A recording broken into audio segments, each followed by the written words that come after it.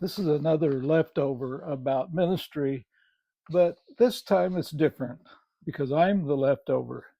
I'm not complaining, but I'm discussing personal awareness of how life is for so many people. For many years, I had elderly people approach me feeling like their life was useless, that it was wasted, that it no longer amounted to anything. They regularly described that feeling of being put out to pasture, being useless, being unwanted, like leftovers in the refrigerator waiting to be thrown out. It's apparently a common feeling that people struggle with. And add to the fact that in our society, contempt for the elderly is widespread, and they were not wrong. Now that I are one, I've given more honest thought uh, to this whole issue and maybe what I should have said for all of those years. For those of you who listen to this YouTube, I really, really thank you. It means an awful lot, more than you can imagine, uh, and make it worth doing. So thank you very much. But I am more aware of the feeling of uselessness that can go with age or retirement or both, and it's a feeling probably very much based on fact. So what does a person do about it? Well, we can whine and we can talk about getting no respect, or we can blame other people and make it their fault. But neither of those are helpful or healthy. I'm learning that the best answer is to regain perspective. My situation is different from most because of what I retired from. As a retired pastor, we're about as much in demand as sour milk. Uh, but the perspective is this: as I look back on my years, and this is not exclusive to Christian ministers, other people feel it too, I see a wonderful pattern. God has always planned and worked out every detail of my life. I could give hundreds, thousands of examples, but it's true. And hindsight has taught me that. But I gradually learned to trust Him more and more with my life and with my future. And now I know that it's completely valid to trust Him. There's always been a method to His plan.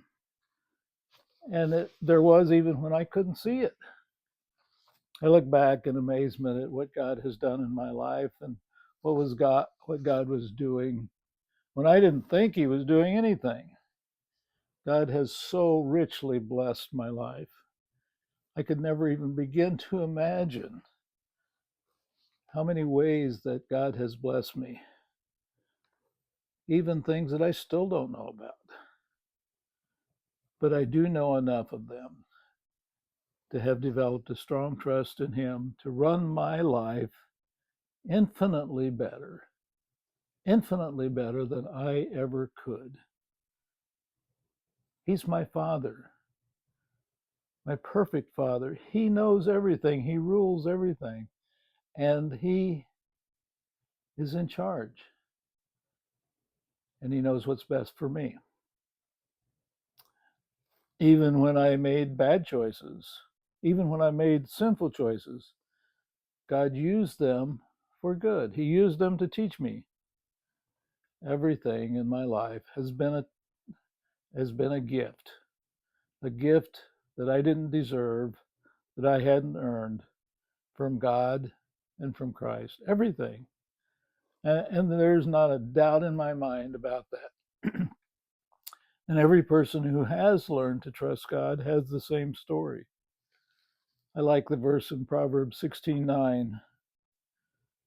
The mind of man plans his way, but the Lord directs his steps. That's so true. There are many, many similar passages in Scripture, and they are true. Everything good comes from God. And everything good comes from Him as an unexpected gift and an undeserved gift. Our very existence is a gift. The length of our life is a gift. Our intelligence, our looks, our talents are custom designed by God, according to Psalm 139, which is true. And I am where I am today because of God and God alone. Just like King David, or Abraham, or Moses, or Joseph, or Paul, or Peter, or John. No different.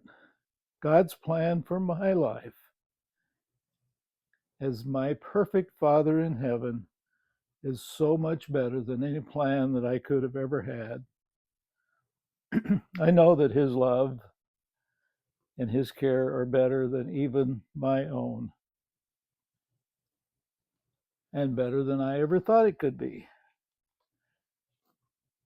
That's the story that we get from the Bible, and the story of my life on earth for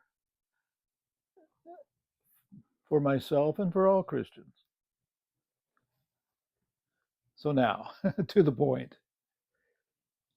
Why would that change with retirement and old age? Why would that change? No matter what anyone else might think, God's guidance and purpose for my life is not done. I know that, even if nobody else does. I don't know what or where, but I know God.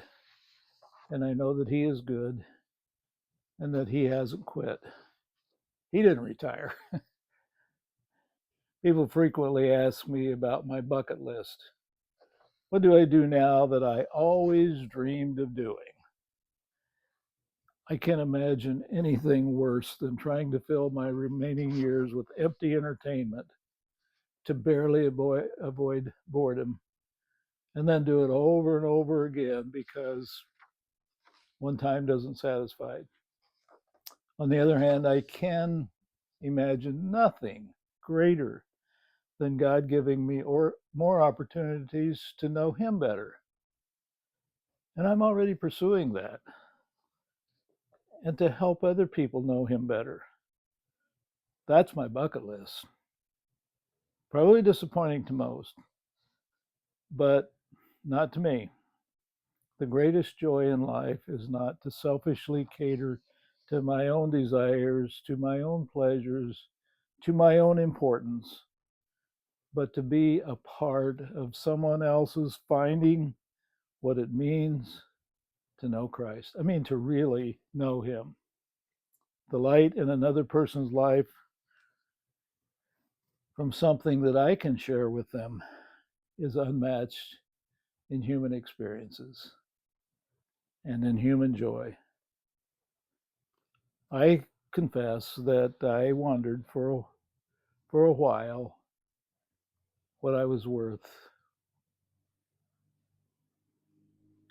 And I realized how foolish I was for doubting God. He still has a future for me. And of that, I am certain. I can trust Him. And that is all.